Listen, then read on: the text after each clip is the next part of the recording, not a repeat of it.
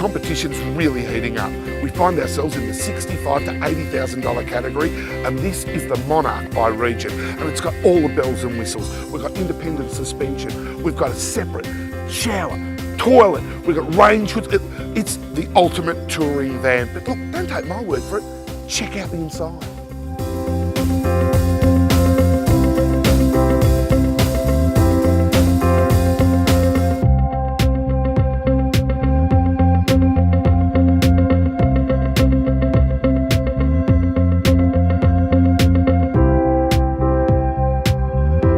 Spacious, isn't it, Laura? It is very spacious. It's got a good length to it, and it gives you heaps of internal space to sort of, you know, move around, and definitely makes you feel like you've got enough room to live comfortably.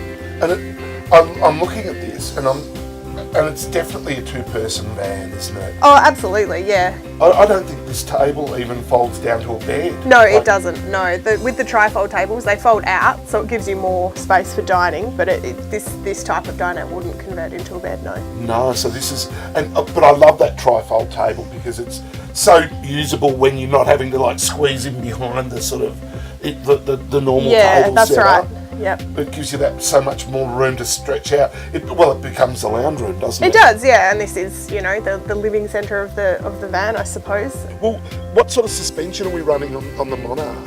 This is something new. It's designed by Vehicle Components, who normally do a very heavy-duty off-road independent setup.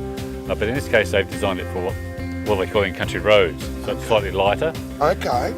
But it works very well. It's got all the independent gear coil springs, trailing arms, the whole bit, shock absorbers. Okay. So it's just slightly lighter suspension, but works very well. Okay.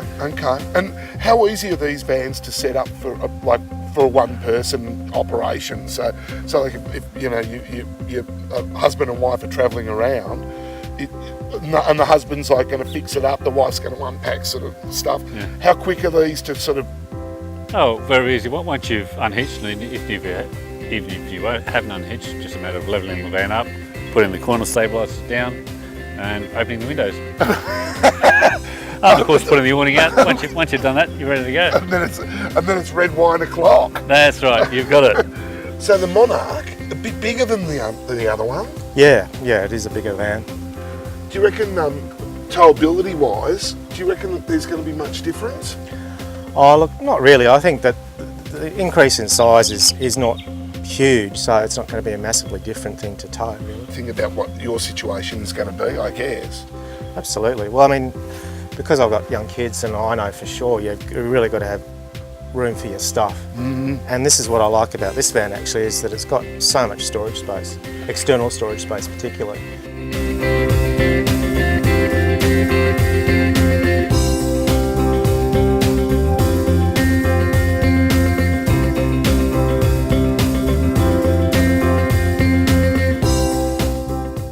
So Max, this is a $65,000 to $80,000 category. What are we looking at difference in the categories themselves? Like from the category below this, what are the big changes in the vans? Well, obviously when you move up in price, you are looking at usually larger vans and hopefully extra features on top of that as well. So you look at this van, and it's 8.3 metres from nose to tail and 2.9 metres high, which is higher than some of the other vans in the lower level categories, if I can put it that way. And obviously you get the more features. You know, this van comes fairly well appointed with just about everything that you need for a good long life on the road. So we're now moving from basically your weekenders. Now we're moving to maybe your big touring vans, aren't you? That jump in space is storage and a little bit of luxury, isn't it? Well, yeah, and you know, you've also got the luxury of space. You know, I said before, you get the larger van for your buck, which means life on the road is just a heck of a lot more comfortable. And I think that's what you're getting at, though, isn't it, Tim? Yeah. And this van is, you know, is as large as it is lovely to look at. You know, 8.3 metres nose to tail and almost 3 metres high. So yes, you do need to think about where you're going to store it. Will it fit in your garage? Will it fit, you know, in your driveway?